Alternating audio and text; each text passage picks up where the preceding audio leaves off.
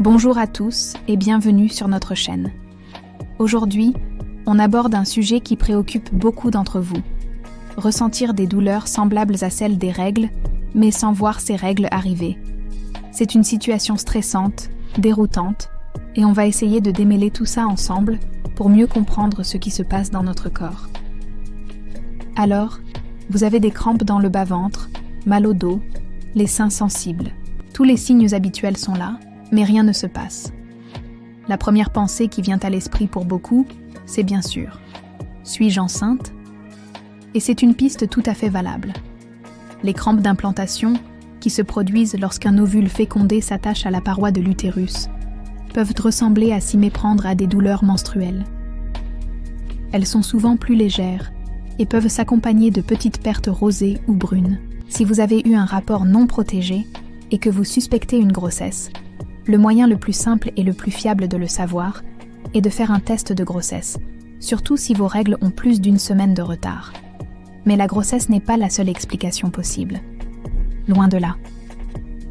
Notre cycle menstruel est une mécanique complexe, orchestrée par un ballet d'hormones, principalement l'œstrogène et la progestérone. Le moindre grain de sable dans cet engrenage peut tout perturber. Par exemple, le stress.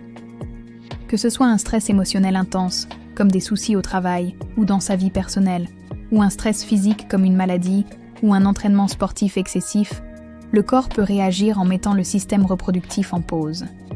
Il considère que ce n'est pas le bon moment pour une éventuelle grossesse. Cela peut entraîner un retard de règles, voire une absence totale, qu'on appelle aménorrhée, tout en provoquant des crampes dues aux fluctuations hormonales.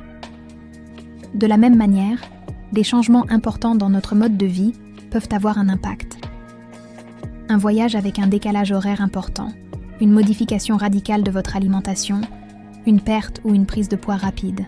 Tout cela peut dérégler votre horloge biologique interne et, par conséquent, votre cycle.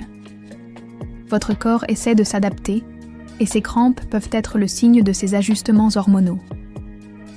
Une autre cause fréquente de ces douleurs sans règles est ce qu'on appelle un cycle anovulatoire.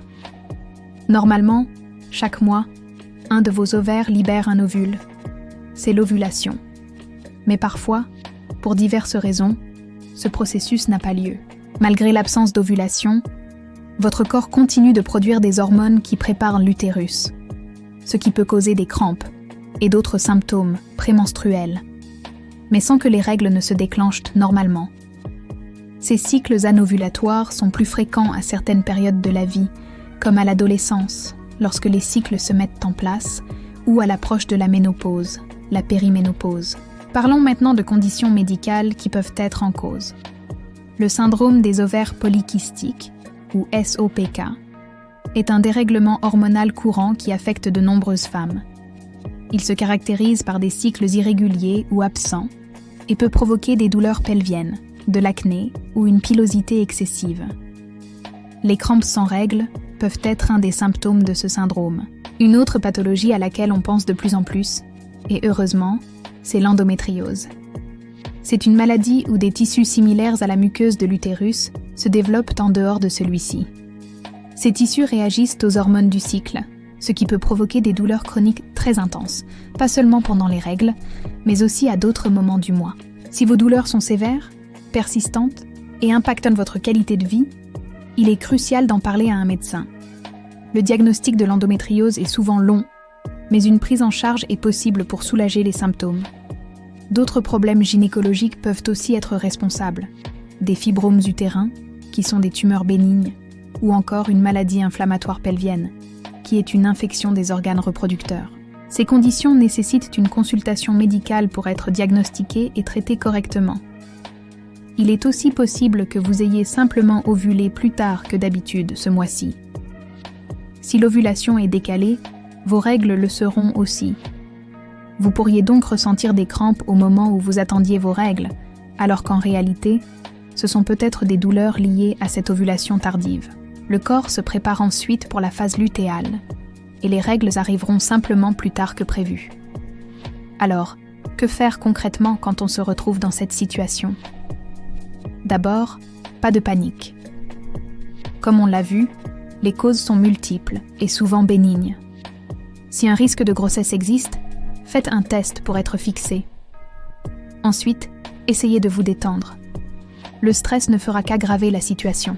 Prenez un bain chaud, utilisez une bouillotte sur votre ventre, buvez une tisane apaisante. Tout ce qui peut vous aider à relâcher les tensions est bon à prendre. Observez votre corps et notez vos symptômes.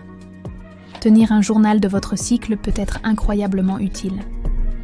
Notez la date de vos règles, leur durée, leur abondance, mais aussi les douleurs, votre humeur, votre niveau d'énergie.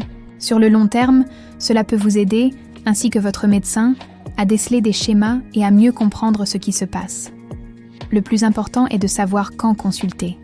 Si le retard de règles se prolonge sur plusieurs cycles, si les douleurs sont très intenses inhabituelles, ou vous empêchent de vivre normalement, ou si vous avez d'autres symptômes inquiétants comme de la fièvre ou des saignements anormaux, il ne faut pas hésiter.